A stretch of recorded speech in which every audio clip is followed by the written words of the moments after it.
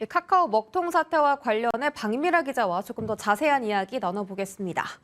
일단 이 판교 데이터 센터에는 카카오 외에도 네이버 등의 데이터 센터도 있는 것으로 압니다만 왜 이 카카오만 데이터 복구까지 30시간 가까이 걸린 걸까요? 이유가 있습니까? 우선 그 네이버의 경우에는요, 그 화재가 발생한 직후 4시간여 만에 장애가 발생한 그 서비스 모두를 정상화시켰습니다.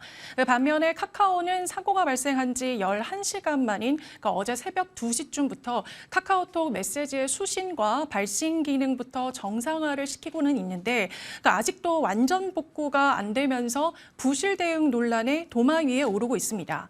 네이버의 경우에는 자체 데이터 센터를 포함을 해서 총 6개의 센터에 서버를 분산을 시켜서 데이터를 관리하고 있습니다.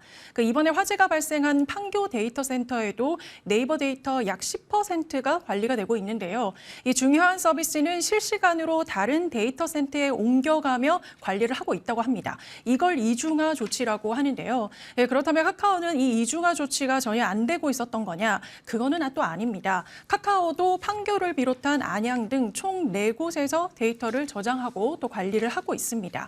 보안상의 이유로 판교와 안양을 제외한 나머지 2곳은 공개를 하지 않았는데요. 네이버처럼 자체 데이터 센터는 현재 없습니다. 2023년 안산시의 한양대 한양대 캠퍼스 혁신파크 부지에 준공을 앞두고 있는데요. 문제는 판교 센터에 3만 2천 대에 달하는 서버를 몰아두고 관리를 하고 있었다는 겁니다. 화재로 한꺼번에 전원 공급이 끊기면서 카카오의 모든 서버들이 속수무책으로 작동을 하지 못한 건데요.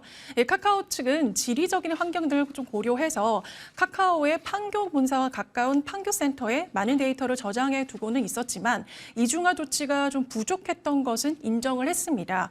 홍옥태 대표는 택시나 결제 등의 서비스에 영향을 미치는 카카오톡 소셜 로그인과 또 인증이 판교 센터에서 이루어졌다면서 좀 더 보안에 신경을 쓰겠다고 밝혔습니다.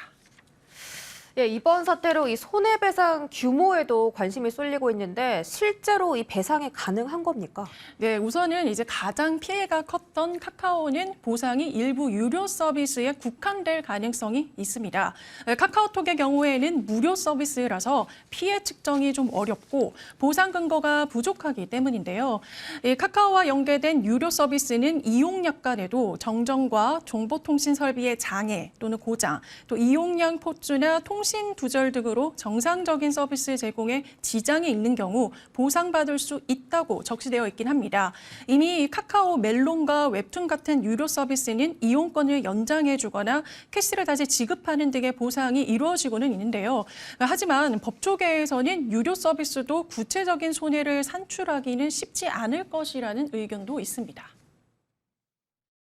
손해액 산정을 함에 있어서는 유료 서비스냐 무료 서비스냐의 문제도 있겠지만 유료 서비스라고 하더라도 그 구체적인 손해, 더 나아가서는 특별 손해를 인정받기가 사실상 쉽지는 않을 거다라는 생각이 듭니다. 결국 손해배상 피해 규모와 또 SKCC와 카카오의 책임 소재 여부는 정확한 화재 원인이 나와봐야 알 수 있을 것으로 보이는데요. 소방당국과 국가수에서 현재 3일간 정밀 조사를 실시를 해서 화재 원인을 식별할 예정입니다. 이 원인에 따라 재발 방지 대책과 보상한 부분 등이 더욱 명확해질 것으로 보입니다. 카카오도 비상대책위원회를 출범을 시켜서 다음 주 중 피해 신고 채널을 마련하고 신고 접수를 시작하겠다고 하니까 이들의 이제 구체적인 대응도 관심 있게 지켜봐야 할 것 같습니다.